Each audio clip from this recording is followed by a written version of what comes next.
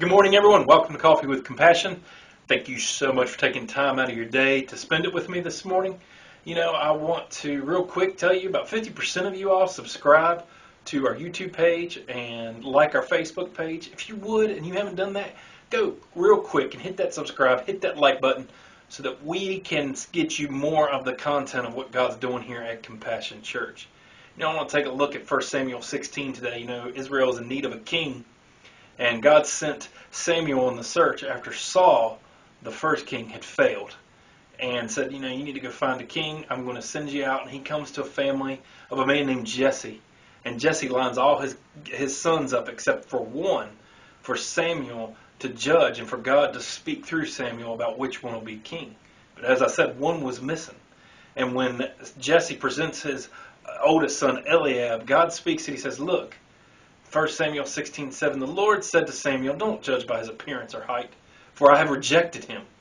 The Lord doesn't see things the way you see them. People judge by outward appearance, but the Lord looks at the heart. How do you judge people? How do you measure a person's worth? We're so good at looking at someone's outward appearance. Are we not? Is it based on bank accounts? Is it based on the prestige a person has? How do you measure a person's worth?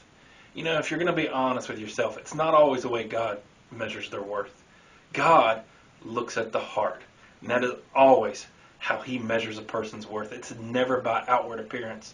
It's never by what they look like on the outside. He is looking at the heart. As he lines all his sons up, Jesse lines these older sons up. Like I said, David was missing. But his son Eliab was there, and he's sure that Eliab is king material. He's sure that Eliab is going to pass the test, and yet he didn't. He didn't because why? God measures the heart.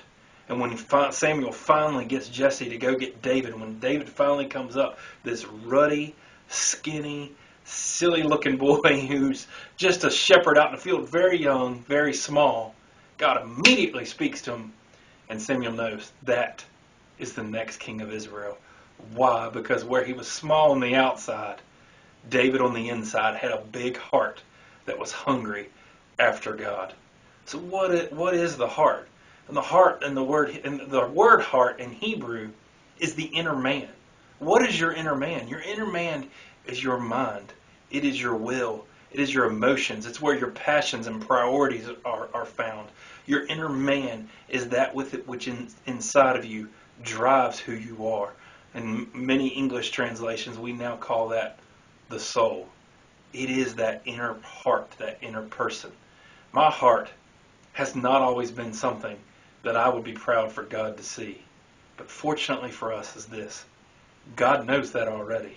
When God says he wants your heart, and if you're listening to me today, I promise you, God wants your heart. He already knows what it looks like. He already knows all the wounds it has. He already knows all the concerns it has. He already knows all the sins it carries. And yet he says, I still want your heart. You see, because that's the great thing about what Jesus has done. Not only is God willing to take our heart, that's where he gives us the power to transform, change, and build upon it.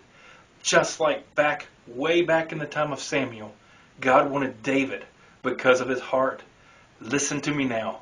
God wants you because of your heart. No matter how shriveled up and broken you may think it is, God wants it because God can build on it.